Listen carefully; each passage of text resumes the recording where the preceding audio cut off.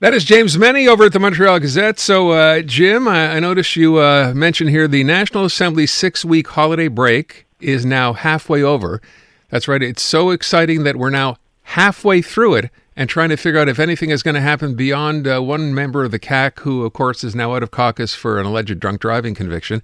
Are you asking here about Francois Legault, perhaps, doing some soul searching? What's the issue here? Francois Legault and the caucus. I think everybody is there. Although I got to tell you, after I sent my notes to you today, I kind of laughed out loud because I was remembering all the listeners yesterday saying, "Oh, that's ridiculous! You should go back to work. Yeah. You should be working 5 days a week." Yeah. Those guys at the National Assembly, folks.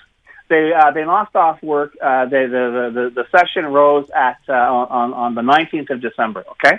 Now, most of us, even though those of us luxuriating in Quebec, we'll come back maybe on the 5th of January or maybe the 12th of January. These guys aren't coming back. They're not coming back the 19th of January or the 26th. They're coming back the first week of February. Okay. But did I say the first week? The first 3 days of February. And then the second week's 3 days, and the fourth, and so on. Yes, they'll be plowing in a full 12-day month at the National Assembly in February of 2026, which makes it's so meta because I was also laughing the same way when I heard you talking to my buddy Aaron Durfell about how much money is going out the window. Insane is that?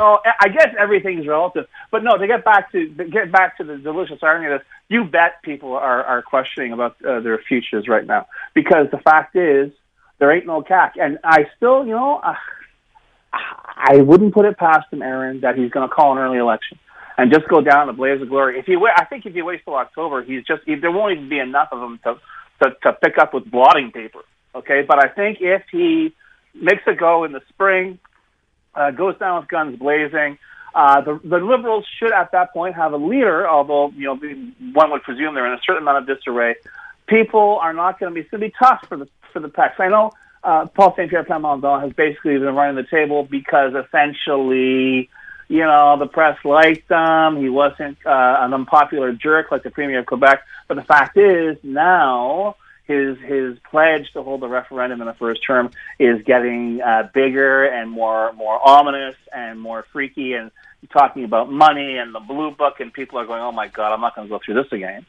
So yeah, but if you're a CAC M&A right now, what do you do? Do you stay or do you go? Do you defect? Do you run as an independent? Do you leave the party anyway before the next election to sit as an independent and either run or perhaps hope you will be scooped up by one of the other parties? It's very, very interesting. But as a political vehicle, the Coalition Avenir Québec not only doesn't have any tires, it's got no engine. So you're really going to have to watch the watch the weeks to come, because God knows they have enough time to contemplate this, Aaron, and see which way it goes. But we're in a very, very strange situation here where the Liberals are, one of the, traditional parties of Quebec politics are going through this transition phase after something of a trauma.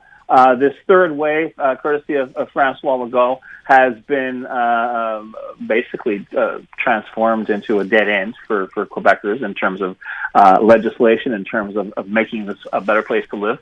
And what do we get? We got golden oldies from the Parti Québécois, And so let's go back to 76 or 80 or 95. Let's have another referendum. My God, 2026. And people have got bigger fish to fry. Yeah. But yet, here we are. So, but PSPP's answer to that is, of course, a lot of those people who were not around in 1995 and obviously not in 1980, maybe they're interested in doing this. They never went through one of these before. Yeah, here's the thing. I was around for both of those, and I forget how old the PSPP, I don't want to do any ages and things with the head of the Parti Québécois, but and I know, and a lot of our listeners know, that there has been an inverse correlation between how well the economy does and support for sovereignty. In other words, when Quebec's economy was humming, oh yeah, let's go, come on, let's get out. I hate Canada, let's get. And then when it became clear that the money was going to be reduced to a trickle, as it is right now, where the number one issue is affordability, and as I say, for those of you who are wondering, what does that mean? That means getting screwed at the grocery store. This is it. Don't talk about referendums. So everybody's in a bit of a pickle, Aaron. And it's going to be very, very interesting to see. And I suspect you may see some movement between now and, did I mention they're coming back on February 3rd? Between now and February 3rd, you may see some movement with, not big stuff, but perhaps some pieces will move around on the board before we resume for the spring session. By the way, did you weigh in? Did I ask you yesterday? I know we talked to our listeners and took a lot of calls and texts on this. Did I ask you what you thought about this, not going back for a third day of the week for civil servants? No, you didn't. You used to ask me the question of the day. And then I meant to. Since you came back from vacation, I don't know what happened. No, I meant to. So what do you think about that? I think they're first of all, the Francois Legault is in constant search for a new enemy, and now it's going to be those lazy, shiftless civil servants. Okay. And the other thing is, and I've mentioned this long before Francois Legault came down the pipe. You and I were talking back during the pandemic and post-pandemic, and I said I think people are real. Maybe people on the ground have realized it first, and maybe the people on the upper echelons. Our lives changed. Our way of living changed. People had a glimpse of that. And it's not just, civil servants, they're overpaid, they're not doing it. A lot of private sectors, and they're not turning around and saying, no, you got to come back. And in fact, some people are saying, you want me to come back, I'll go work someplace else where I don't have to come in. Okay, bye. And they're saying, okay, no, never mind, it's okay, just stay where we are. So yeah, like everything else he does, Francois Legault is being just theatrical.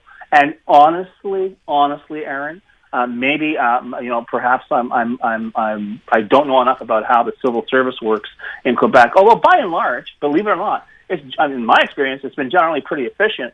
The fact of the matter is, how could anyone, you, me, or our listeners, when you pick up the phone to deal with the Quebec government, know whether that person is sitting down in their pajamas in front of their computer at home or sitting in a cubicle up in the Grand Allée? Yeah, I mean, and someone brought up the point, Jim, and I don't know that it's, valid or not. I guess it's as valid as any other point. The idea, and maybe this has happened to people, I'm sure it has, you call someone, and they're a civil servant, they're at home. I don't care if they're in their pajamas or not, but if their dog is barking and the kid is screaming, and you're trying to deal with someone on the phone, does that seem right? Well, no, that doesn't seem right, but first of all, I was being a bit specialized because most call centers, you are in the office already, and believe me, I've had to deal with a lot of various departments and call centers and so on, and they are, if they're at home, it's a very, very quiet place. This is it, and we all know, you could be doing the show from a yacht in the Gulf of Mexico or America, if you prefer, and apart from seagulls, we wouldn't know where the hell you were, but this is it, so I think to a certain extent, this idea, you've got to show up and be on the teamwork. Man, oh man, I don't know about you, but my experience in many cases, most people, if given the choice, would rather not be part of the team. Thank you very much. Would actually, they'll play the game, they'll hold up their end, but please spare me the pom poms. You don't pay me enough. It's very funny you say that because I got texts on both sides of that, including one that said, no, this whole social team going back to work, I don't even like the people I'm with. You know what? I just pretend I do. But there are plenty of people, Jim, who actually do like the people they work with and enjoy the time there and enjoy the social interaction. So let them go in. I guess. Look, I said to one person, maybe the bottom line here is if you could measure productivity, right? If you work for the government, you have a quota of something, I guess. If you're as productive at home as you are in the office, where's the need to go back to the office? Exactly. Right? Yeah. But can we measure that is the question.